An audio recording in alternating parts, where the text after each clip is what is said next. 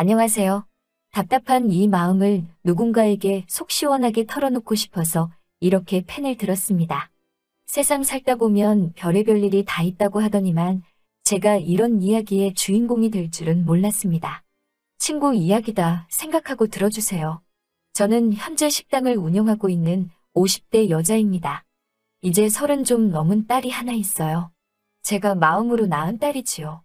딸은 이 사실을 아직 모르고 숨길 수만 있다면 끝까지 숨기려고 했는데 이제 곧 알려야 할 순간이 온 것 같습니다.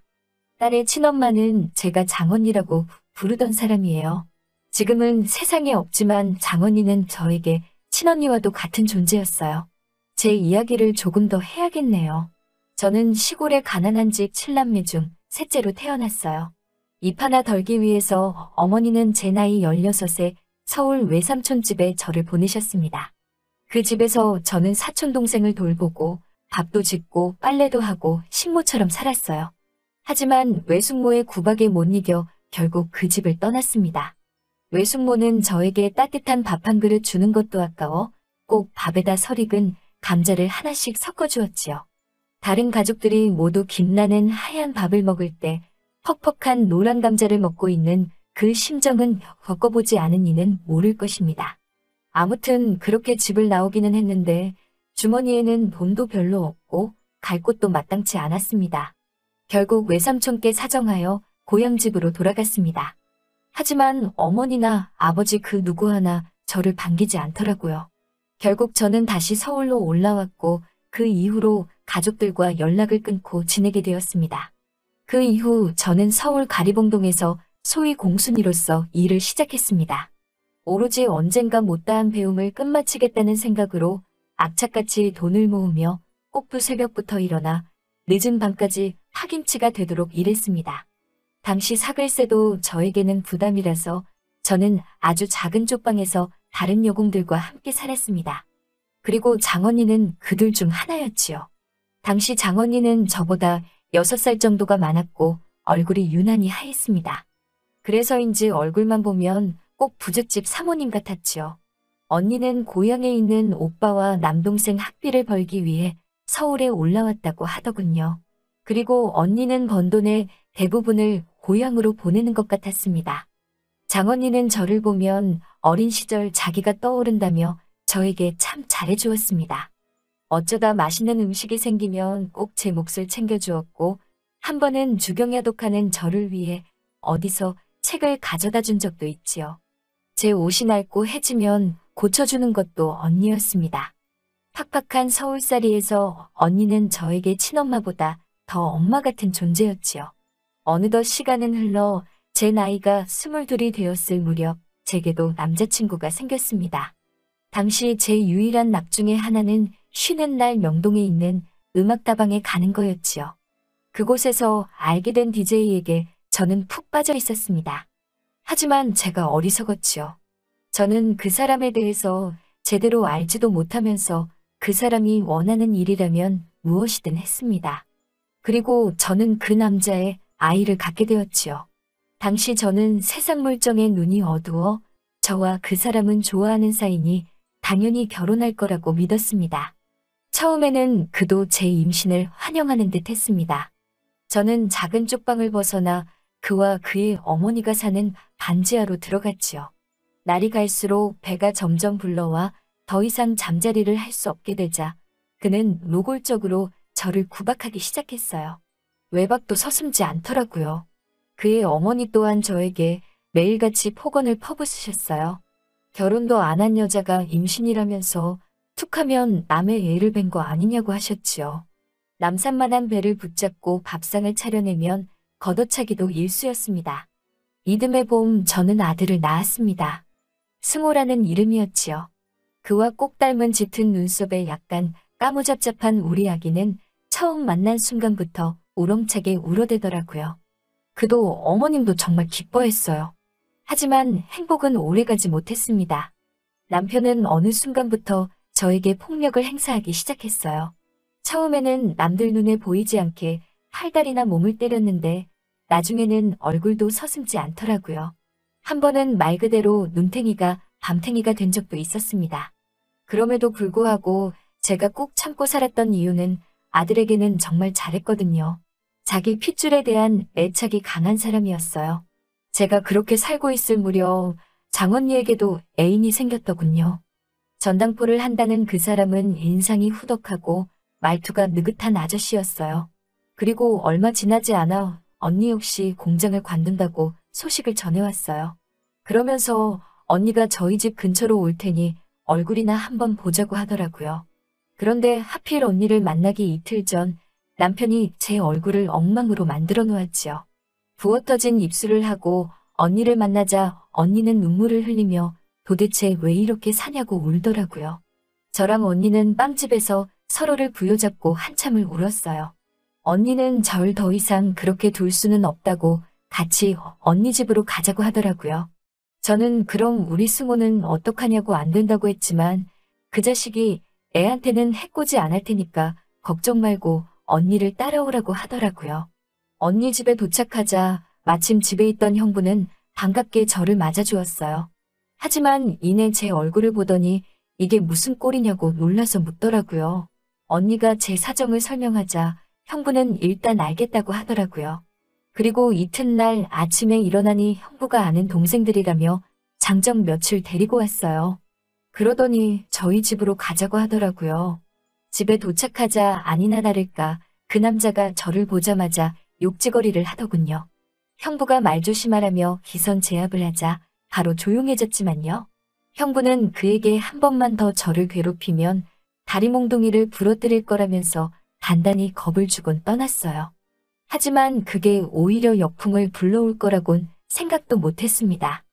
형부가 떠난 뒤 그와 어머님은 길길이 날뛰더군요. 저에겐 차마 입에도 못 담을 욕을 하시면서 이렇게 버티지 말고 이 집에서 나가라고요. 혼인신고도 안 되어 있는 판국에 뭘 그렇게 미련이 남아서 이러냐며 제 몇 안 되는 옷가지를 가방에 쑤셔 넣어 현관 밖으로 던져버리더라고요. 그럼 승호도 제게 달라고 했지만 우리 아들 핏줄을 네가 왜 데려가냐며 악을 쓰시대요. 결국 저는 그렇게 맨몸으로 쫓겨났어요. 몇 시간을 걷고 또 걸어 언니가 사는 집에 도착했지요. 나중엔 으은이 당시 임신 중이었던 언니는 형부에게 언니가 임신한 동안만 어쨌든 수발 들어줄 사람이 필요하니까 같이 살자고 몇 번이고 부탁했다고 하더라고요. 그렇게 저는 언니 부부와 함께 살게 되었습니다. 저는 언니의 수발을 들고 집안일을 거들었지요. 형부는 바쁜 사람이었지요. 몇 날 밤을 들어오지 않을 때도 있었고 집에 왔다가 금방 다시 나가는 일도 많았네요. 아무튼 그해 겨울 언니는 딸을 낳았어요. 언니를 닮아 얼굴이 하얗고 동글동글한 아이였습니다. 형부는 아이에게 미진이라는 이름을 지어주었지요. 미진이는 건강했지만 문제는 언니였어요. 원래도 몸이 약했던 언니는 미진이를 낳은 뒤 몇 날 며칠을 고생하다 겨우 자리에서 일어났어요.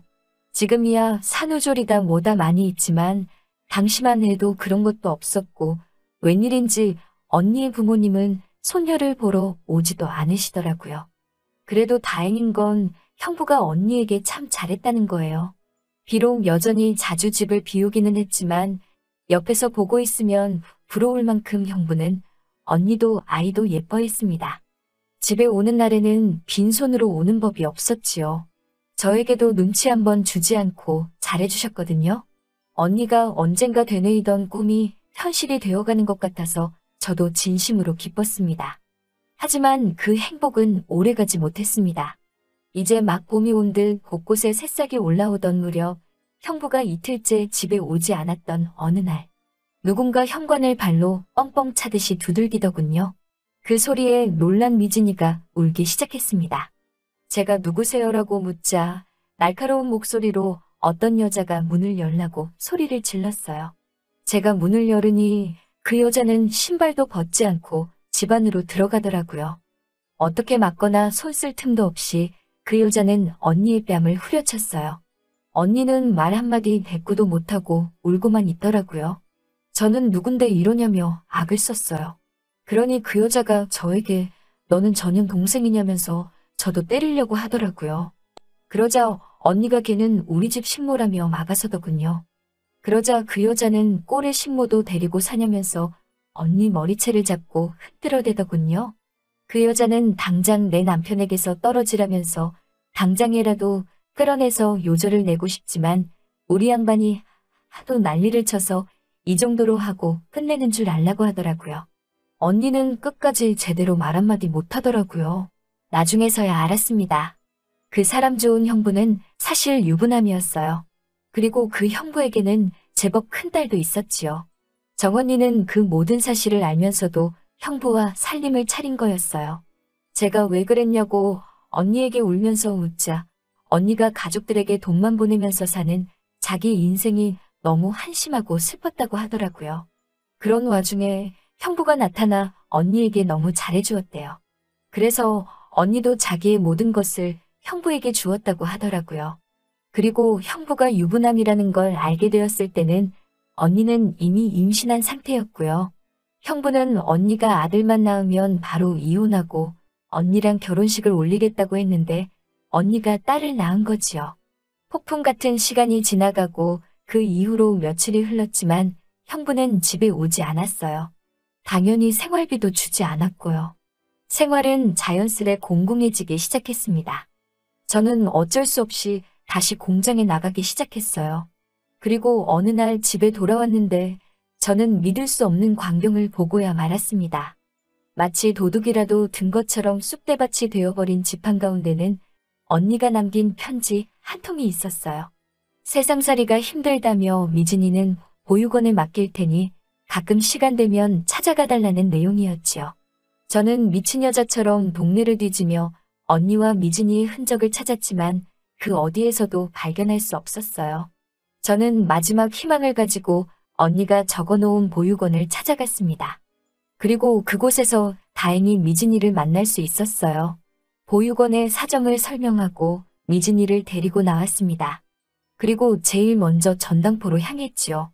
전당포에는 모르는 사람이 있었어요. 얼마 전 주인이 바뀌었다는 말에 혹시 어디로 갔는지 모르시냐 물었지만 어떤 정보도 알아낼 수 없었습니다. 미진이의 얼굴을 물끄러미 바라보니 승호 생각도 나고 눈물만 주룩주룩 나더라고요. 그렇게 미진이는 제 딸이 되었습니다. 미진이를 키우는 동안 우리 승호는 어떻게 크고 있을까라는 생각에 늘 가슴 한켠이 시리고 아팠습니다. 저를 쫓아낸 직후 뒷모습이라도 보려고 찾아갔었지만 이미 그와 그의 어머니는 승호를 데리고 어디론가 이사를 가버렸더군요. 여자 혼자의 몸으로 미진이를 키우는 일은 쉽지 않았습니다. 저는 언젠가 다시 시작할 공부를 위해 16부터 길을 쓰고 모아두었던 돈을 다 털어 작은 식당을 열었습니다. 식당에 딸린 방에서 아이를 먹이고 키우며 하루도 쉬지 않고 장사를 했어요. 처음에는 어린 여자가 하는 식당이라고 이상한 소문도 참 많이 났었지요. 하지만 한 곳에서 초심을 잃지 않고 열심히 하니 결국 주변에서들 알아주더라고요. 요즘에는 분점 내실 생각 없냐면서 전화도 종종 와요. 미진이가 초등학교에 들어가고 얼마 지나지 않았을 무렵 저에게 자기는 왜 아빠가 없냐고 묻더라고요. 그런 미진이에게 저는 거짓말을 할 수밖에 없었지요. 영리한 미진이는 제 거짓말을 눈치라도 챈 듯 그날 이후로 2번 다시 아빠에 대해서 묻지 않더라고요. 그리고 사춘기가 왔을 무렵 자기는 왜 저와 닮은 곳이 하나도 없냐고 묻더라고요. 그런 질문들을 들을 때마다 정언니나 형부에 대한 원망보다는 아이를 납득시킬 만한 대답을 못하는 제 자신이 미웠습니다. 미진이는 중고등학교를 다닐 때는 전교 10등 안에 들 만큼 성적도 좋았어요. 그런 모습을 볼 때마다 대견하고 고맙고 정언니 생각이 많이 났어요. 그리고 우리 승호 생각도 많이 났지요. 한 번은 딸이 자기는 엄마 없이는 못 산다며 고맙다고 하는데 눈물이 어찌나 나던지요. 미진이는 현재 서울에 있는 명문대를 졸업하고는 이름만 들어도 다 아실 만한 큰 기업에서 경제연구원으로 일하고 있어요. 제가 살면서 제일 잘한 일이 무엇냐고 물으면 우리 미진이를 키운 일이라고 말할 수 있을 만큼 제 자랑이고 보물 같은 존재입니다. 그런 미진이가 얼마 전 결혼할 사람이 생겼다고 저에게 말하더라고요. 어떤 사람이냐는 제 질문에 남자답고 자상한 사람이라고 하더라고요. 시청 공무원이라면서 지금은 할머니랑 둘이 산다고 덧붙이더라고요. 그리고 며칠 전 상견례를 하게 되었습니다. 저와 딸 그리고 사위 될 사람과 시할머니 이렇게 넷이 모이는 조촐한 자리였지요. 딸이 사준 연분홍 투피스를 입고 먼저 도착해 앉아 있었습니다. 약간 상기된 표정의 미진이를 보고 있으니 남주길 너무 아까울 만큼 곱고 예쁘더라고요. 10분쯤 지났을 무렵 문이 열리면서 허리 굽은 할머니 한 분과 훤칠한 총각이 들어오더군요. 그때부터 왜인지 제 심장은 당장 밖으로 튀어나올 듯이 쿵쾅거리기 시작했습니다. 왜 이러지라는 생각을 하기도 전에 그 두 사람이 너무 낯익다는 걸 알아차렸습니다. 저는 치맛단을 움켜쥐곤 떨리는 목소리를 감추며 인사를 나눴지요. 가는 귀가 먹었다는 할머니는 눈도 좋지 않으시다고 하더군요. 그래서인지 저를 몰라보는 것 같았습니다. 그저 우리 손주를 잘 부탁드린다는 말만 몇 번이고 반복하셨어요. 그 시절 저를 내쫓던 어머님을 생각하면 미운 마음이 들 법도 한데 그런 생각은 전혀 들지 않더라고요. 그저 내 아들 승호를 이렇게 잘 키워줘서 고마운 마음이었지요. 엄마, 여기는 내 남자친구 승호 씨예요. 라고 소개하는 딸의 목소리에 제 심장은 발끝까지 추락하는 것 같았어요. 안녕하세요, 어머님, 박승호입니다. 잘 부탁드립니다라고 씩씩하게 소개하는 그를 쳐다보았어요. 코로 들어가는지 입으로 들어가는지 알 수 없는 식사를 하면서 저는 슬쩍슬쩍 그동안 궁금했던 것들을 조금씩 물어봤어요. 부모님은 어쩐 일로 라고 묻자 어머니는 집을 나가셨고 아버지는 얼마 전에 지병으로 돌아가셨습니다라고 말하더라고요. 어머니를 원망하냐고 묻자 그런 순간도 있었지만 사정이 있으셨을 거라고 믿는다고 하는군요. 속 깊은 승호의 대답에 저는 큰 위안과 위로를 받은 느낌이었어요. 당장 무릎이라도 꿇고 승호에게 난 널 버린 게 아니라고 말해주고 싶었어요. 터져나오는 눈물을 억누를 수가 없었고 그런 저를 보며 미진이와 승호는 영문을 모르겠다는 표정이었지요. 당연히 저는 미진이와 승호의 결혼을 찬성하고 지지하고 축복해줄 생각이에요. 하지만 제 마음속에서 두 가지 생각이 계속해서 부딪히고 있습니다. 승호 앞에 내가 너의 엄마라는 걸 밝혀야 하는지 말아야 하는지 모르겠어요. 밝히게 된다면 자연히 미진이에게도 친엄마에 대해서 말해주어야겠지요. 그렇지만 이 모든 걸 아이들이 감당할 수 있을까요? 괜히 아이들에게 큰 상처만 주는 건 아닌지 모르겠습니다. 그래서 일단은 아이들에게 아무것도 밝히지 않으려고 해요. 하지만 그럼 승호는 영원히 엄마가 어찌됐건 자기를 버렸다고 생각하겠지요. 미진이 또한 영원히 친모인 정언니에 대해선 알지 못할 테고요. 정언니가 저를 원망하지는 않을까요? 생각이 많아지고 머리가 복잡한 밤입니다. 제가 어떻게 처신하는 것이 아이들의 행복에 도움이 될까요? 긴 사연 들어주셔서 감사합니다.